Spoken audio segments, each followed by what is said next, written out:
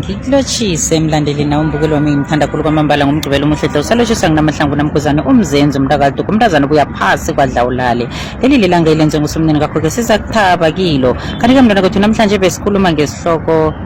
sama-illegal immigrants ngisaba nokubiza igama illegal immigrants abantu ebeze eningizimu Afrika ngokungemthetho mntwana kwethu-ke namhlanje kade nginamagesti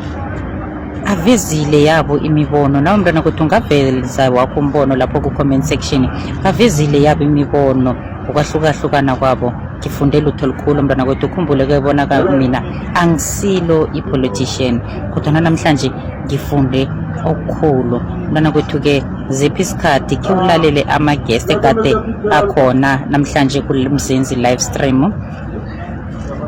mhlambe nawe ungafunda okuthize.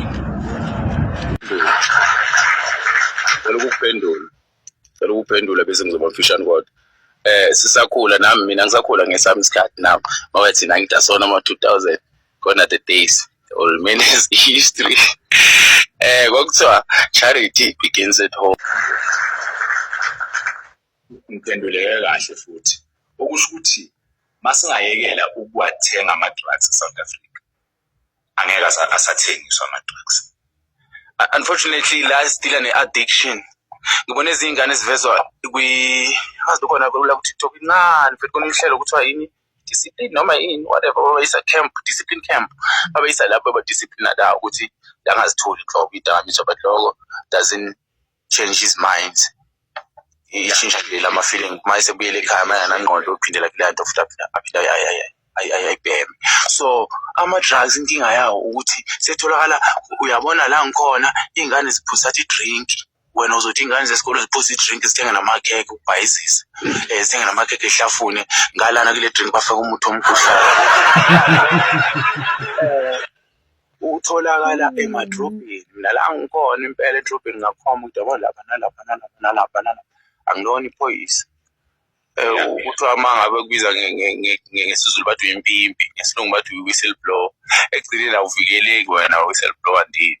but kuthi uzama unqanda ukuthi le nto ayingenzeki yenzeka amaphoyisa afika athenge lapha nawo afika collect asingakubhikina khona a-corrupt ngoba nawo alambile amanye ngoba i-discipline badawa njalo uyawuthinta iphuzu lokudawa la badawa njalo bese badawela imali bayiholile and then bese babona ukuthi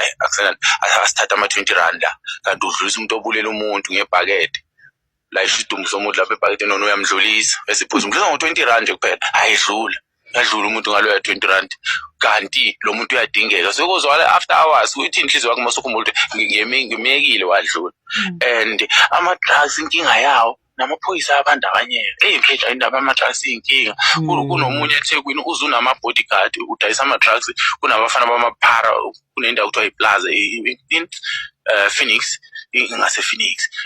lo baba wendiya unamaphara aphethe ama-hockey-talkie ama-radio over bayatshelana maqhamuka amaphoyisa noma izitha zakhe and stuff. Police are aware